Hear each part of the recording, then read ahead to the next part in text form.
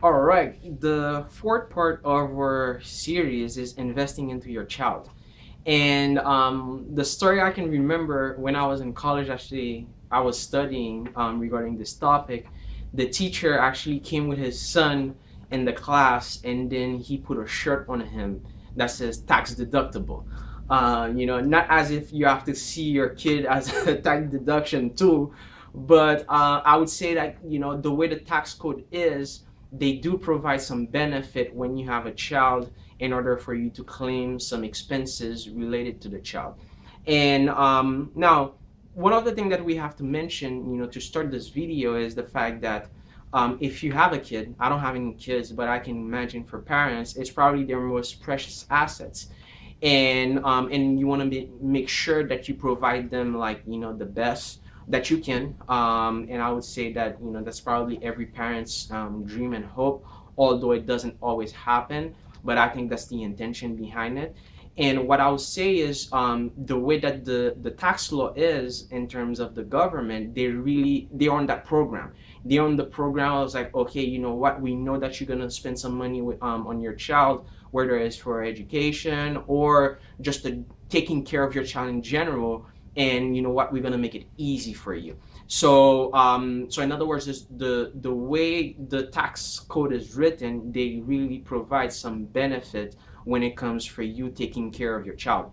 That being said, let's jump in. I have a couple of notes here. Now, remember, in all of my videos, I always say this because you have to really sit down with an accountant to know exactly which one is good for you, because you have some deductions, you have some credit, and also I say there are some limitation. There are some limitation about the amount that you can claim, the amount that you cannot claim.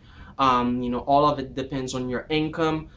For instance, somebody earning 150,000 and then somebody earning 20,000, they're gonna have different benefit when it comes to having a child.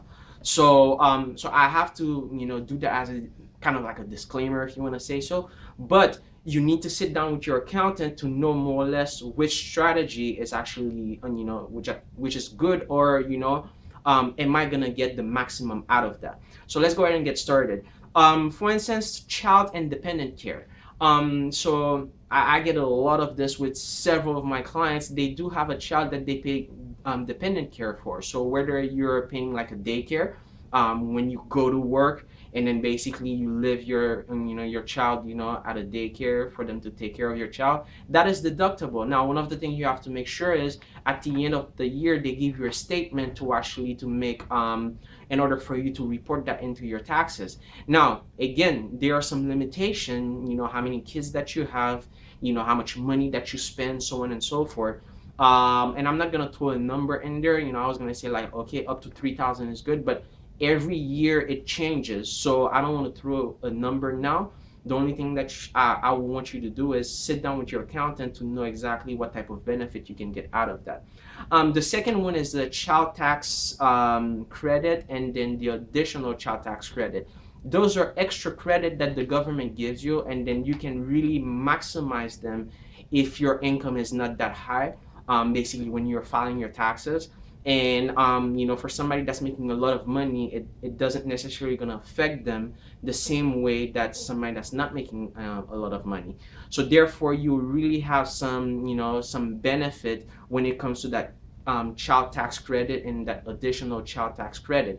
And the amount varies. The amount varies from 0 to 3,000, with the earned income credit. So like I said, I don't want to throw any numbers out, but just know that you have some child tax credit and an additional child tax credit. Now, it all depends on your circumstances in order for you to take advantage of it. Number three is the earned income credit. Now, one of the things that important to mention is the fact that if you're not earning a lot of money, and then especially you have kids, the government gives you what they call the earned income credit. Now, there's a lot of how would I say this? There's a lot of, especially this year, as we were talking in 2017, they put a lot of requirement in there. They put a lot of security in there, a lot of due diligence, and and that's one of the reason why, for instance, this year they are delaying basically processing taxes.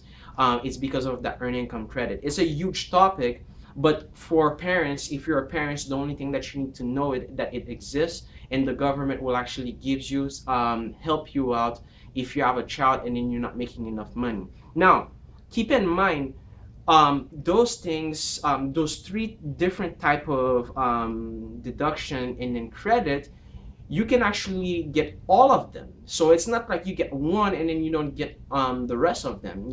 Depending on your situation, you can actually get the child independent care, the child tax credit, and then the earned income credit. So that's one of the thing is that's where it gets a little bit more complex, and I'm not gonna even talk about the requirement more or less about having a to be able to claim a dependent. You have to be providing, at most of the time they have to be living with you. So you have to sit down with an accountant to know more or less, okay, you know what, this is the situation, do I get benefit from it or I don't get benefit from it? So keep that in mind. So now let's jump a little bit into the pros.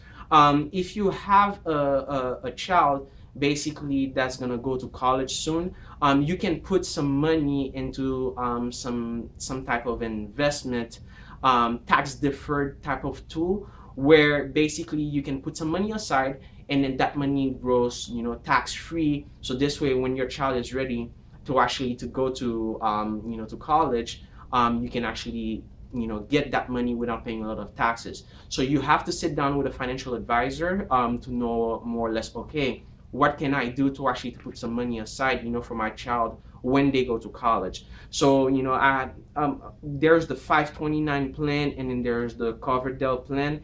And like I said, those type of vehicles or those type of tools, they're more or less like specific, and they have some requirements in there. The only thing, my hope out of this video is just for you to be aware of it and then start digging in, asking questions, call your accountant, and then get more engaged, interacting with an accountant.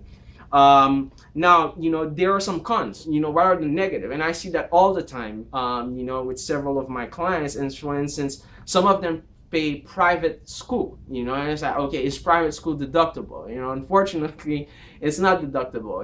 I didn't create those rules. It is just what it is. And unfortunately, for private schooling, it's not deductible. When they go to college, you have a bunch of deductions, when it goes to college. But for private school, when they're small, it's not deductible. Another thing that I saw also is for tutoring. If I pay for tutoring for my kids, is that deductible?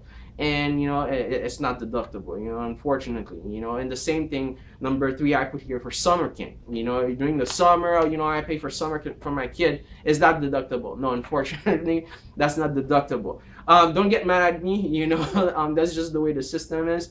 But those are the things that you have to know when it comes to your child. Again, I'm maybe I shouldn't use the word compound, but in a way, the point that I'm trying to make is in your tax return, let's say that you're filing 2016 tax return, you can have all of those deduction and then credit. And let me tell you something, it can add up.